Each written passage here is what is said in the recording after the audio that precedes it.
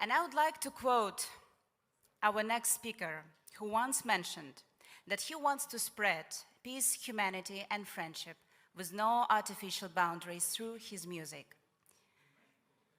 So, without further ado, let me give the floor to our prominent singer, visionary, SDG advocate, and advocate for peace and development, Dimash Kudaibergen, please.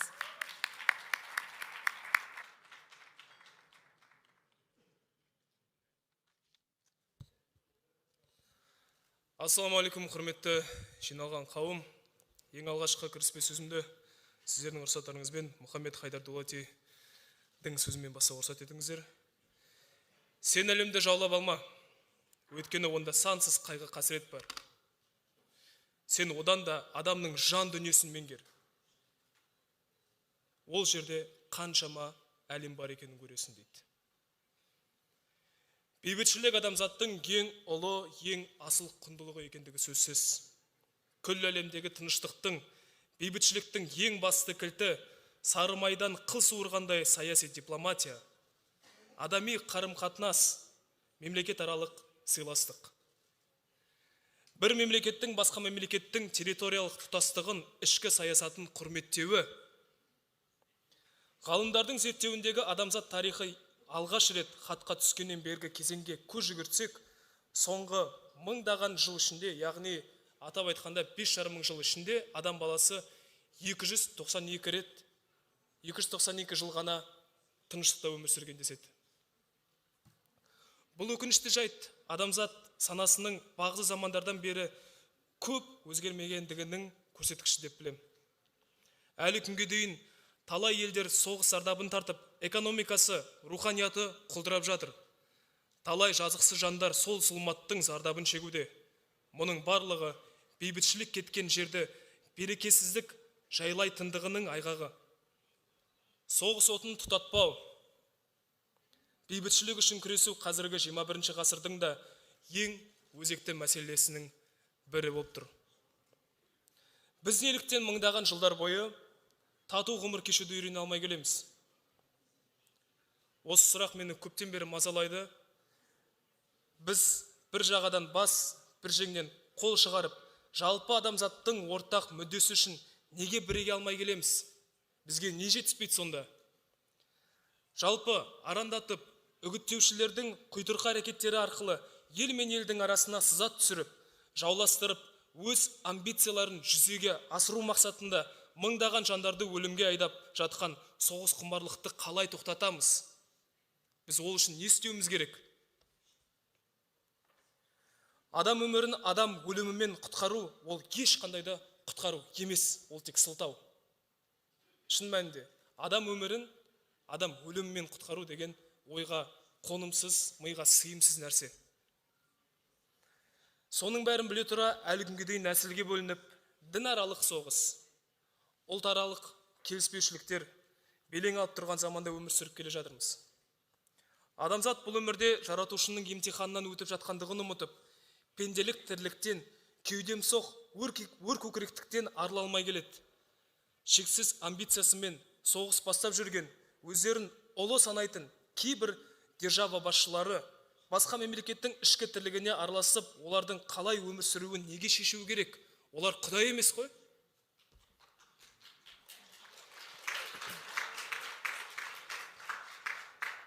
Мен өнер саласында қызмет етіп жүргендіктен әлемнің көптеген мемлекеттерінде болдым, түрлі халықтардың мәдениетімен танысып жүрмін.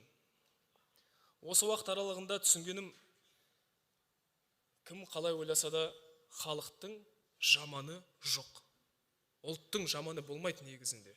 Жаман ұлт деген ұғым жоқ. Тек сол уақыттың еншісіне көз жүгіртіп қарайтын болсақ, осы күнге дейін сол халықтың ойын бұрмалап, өзінің арам пиғылдарын жүзеге асырып жүрген мемлекет басшылары ғана бар. Ол шындық. Мейірбандық, татулық, адамсүйгіштік, бейбітшілік сынды ұғымдарды ту ете отырып, адамзаттың бірлігіне арналған The Story of One Sky немесе қазақ тілінде бір аспан тағдыры атты туындымды жарыққа шығарған болатынмын.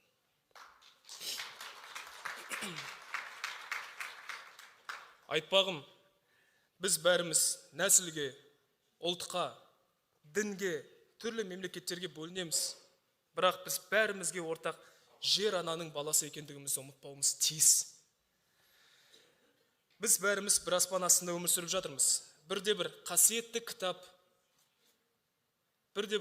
кітап адамзатты жауыздыққа, өлімге, соғысқа шақырмайды.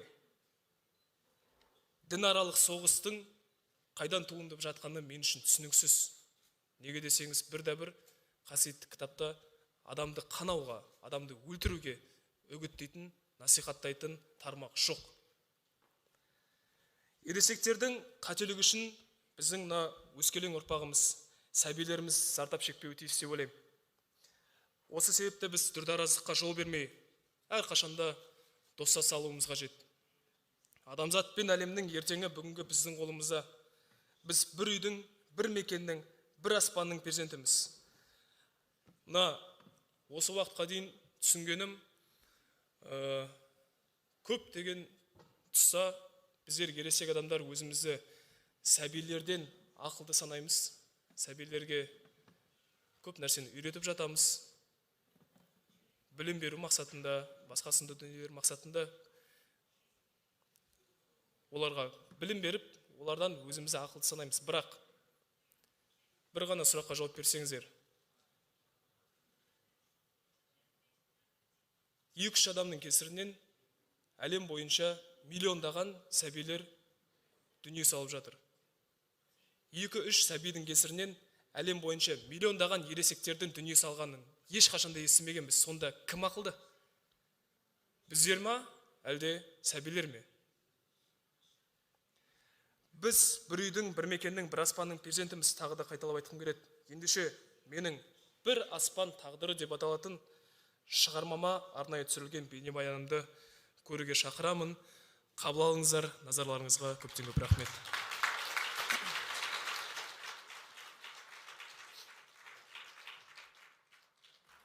Көп рахмет, Димаш. Шында да қадірлі ханымдар мен мырзалар, ал енді назарды экранға салсақ, Димаш Құдайбергеннің бір аспан тағдыры, The Story of One Sky, a recent video released by Dimash Kudaibergen, which calls for peace, unity, and to leave no one behind, regardless what kind of background we have. Please, attention to the screen.